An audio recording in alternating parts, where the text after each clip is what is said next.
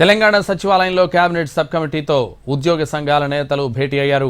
ఇటీవల సబ్ కమిటీకి ఉద్యోగుల డిమాండ్లపై రిపోర్ట్ ఇచ్చారు అధికారులు. రేపు కేబినెట్లో ఉద్యోగుల సమస్యలు, పెండింగ్ డిఏలపై నిర్ణయం తీసుకుంటామని ఇప్పటికే సీఎం రేవంత్ రెడ్డి ప్రకటించారు. ఉద్యోగుల పదవీ విరమణ వయస్సు మరో ఏడాది పెంచుతారని ఉద్యోగ వర్గాల్లో చర్చ జరుగుతోంది.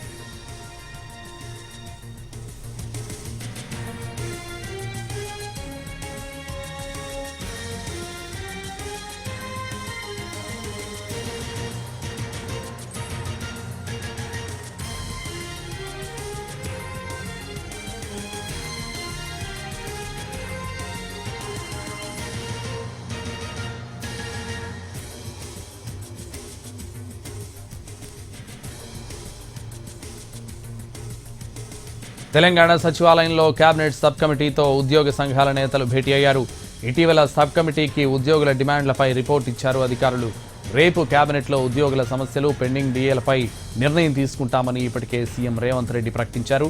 ఉద్యోగుల పదవీ విరమణ వయస్సు మరో ఏడాది పెంచుతారని ఉద్యోగ వర్గాల్లో చర్చ జరుగుతోంది.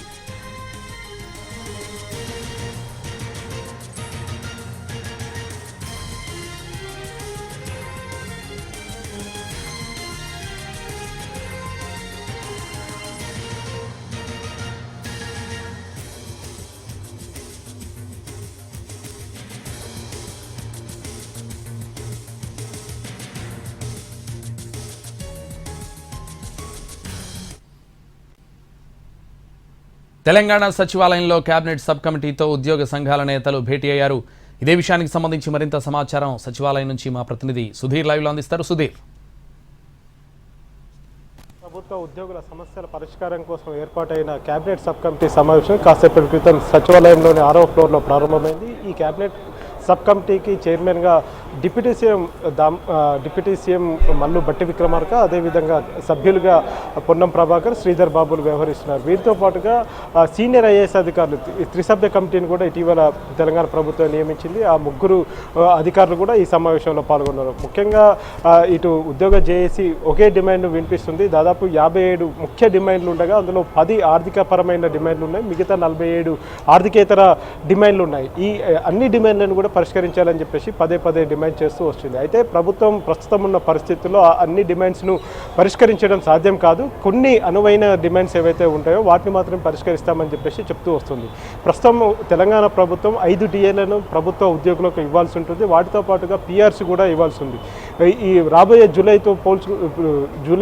జూలై నాటికి 2 పిఆర్సీలు ఇవ్వాల్సి ఉంటుంది. ప్రస్తుతం 2 పిఆర్సీలు 5 డిఏలు ఇవ్వాల్సి ఉన్న నేపథ్యంలో ఇక ఉద్యోగులంతా కూడా తెలంగాణ ప్రభుత్వం మీద ఉద్యమం చేస్తామని చెప్పేసి వారంతా కూడా సమ్మెకు పిలుపునివ్వడం జరిగింది. ఈ నేపథ్యంలోనే తెలంగాణ ప్రభుత్వం స్పందించి ఒక కమిటీని, త్రిసభ్య కమిటీని వేయడం జరిగింది. ఇటీవల త్రిసభ్య కమిటీ సమావేశమై ఉద్యోగ సంఘ నేతలతోటి వారి డిమాండ్ల పరిష్కారం కోసం కృషి చేస్తామని చెప్పేసి చెప్పింది. ఇందులో ఆర్థికపరమైన సమస్యలతో పాటుగా ఆర్థికేతర సమస్యలను కూడా ఒక నివేదిక రూపంలో తెలంగాణ కేబినెట్ సబ్ కమిటీకి అందజేయడం జరిగింది. కేబినెట్ సబ్ కమిటీతో పాటుగా ఇప్పుడు అధికారులు ముగ్గురిని ఒకే దగ్గర కూర్చోబెట్టి మాట్లాడుతున్న పరిస్థితి కనిపిస్తుంది. ముఖ్యంగా రేపు తెలంగాణ కేబినెట్ సమావేశం జరుగుతుంది. ముఖ్యమంత్రి రేవంత్ రెడ్డి అధ్యక్షతన ఈ కేబినెట్ సమావేశం జరుగుతుంది. ఈ కేబినెట్ సమావేశంలో తెలంగాణ ప్రభుత్వ ఉద్యోగులకు ఏమైనా వరాలు కులిపిస్తారా అని చెప్పేసి సర్వత్రా ఆసక్తి అయితే నెలకొంది. ఇంతేకాకుండా ప్రస్తుతం తెలంగాణ రాష్ట్ర ప్రభుత్వం తెలంగాణలో 61 సంవత్సరాల వరకు కూడా పదవీ విరమణ వయసు అయితే కొనసాగుతోంది. దీన్ని రాబోయే రోజుల్లో 1 సంవత్సరం పెంచాలా, 3 సంవత్సరాలు పెంచాలా, 2 సంవత్సరాలు పెంచాలా అనేది కొంత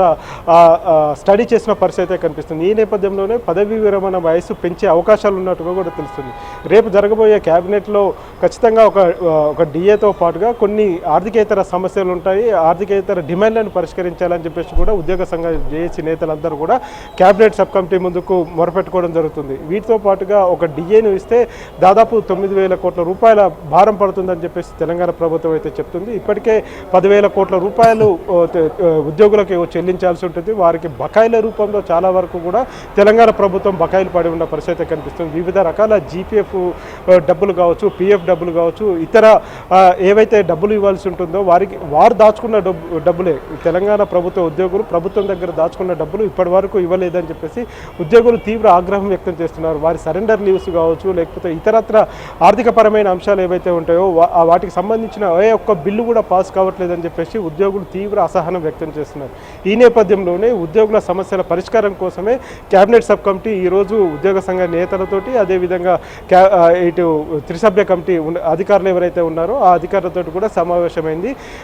ఈరోజు ఒక కొలిక్కొచ్చే అవకాశాలు అయితే కనిపిస్తున్నాయి. ఎందుకంటే రేపు కేబినెట్కి సమావేశం ఉంది కాబట్టి కేబినెట్ సమావేశంలో ఒక నిర్ణయం తీసుకొని దాన్ని అమలు చేయాల్సి ఉంటుంది కాబట్టి ఒక డిఏతో పాటుగా కొన్ని సమస్యల పరిష్కారానికి మార్గం సుగమం అయ్యే అవకాశాలు అయితే కనిపిస్తున్నాయి. ముఖ్యంగా ఉద్యోగులకు సంబంధించిన ఆరోగ్యపరమైన బిల్లుల చెల్లింపులు కావచ్చు, లేకపోతే 317కి సంబంధించిన సమస్యలు. ఎందుకంటే గతంలో 317 వల్ల చాలామంది ఉద్యోగులు తీవ్ర ఇబ్బందులు అయితే ఎదుర్కొన్నారు. కుటుంబం ఒక దగ్గర, ఉద్యోగులు మరొక దగ్గర పనిచేయాల్సిన పరిస్థితి వచ్చింది. తద్వారా చాలామంది ఇప్పటికీ ఉద్యోగ సంఘాలు చెప్తున్న దాని ప్రకారం చూసుకున్నట్లయితే 20 నుంచి 30 మంది ప్రాణాలు కోల్పోయారని చెప్పేసి కూడా ఉద్యోగ సంఘ నేతలు చెప్తున్నారు. ఏది ఏమైనప్పటికీ కూడా ఉద్యోగులను మచ్చిక చేసుకునే ప్రయత్నంలో భాగంగానే ఈరోజు కేబినెట్ సబ్ కమిటీ సమావేశం అయితే జరుగుతుంది.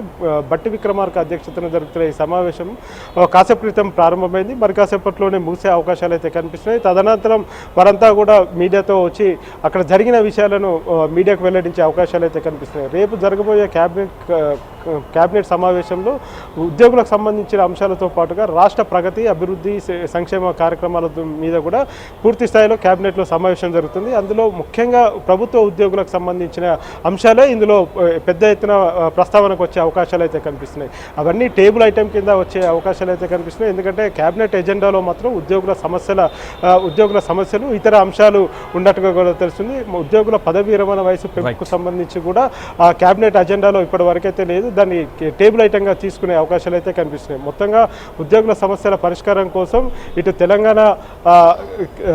తెలంగాణ కేబినెట్లో ఈరోజు ఆ రేపు నిర్ణయం తీసుకునే అవకాశాలు అయితే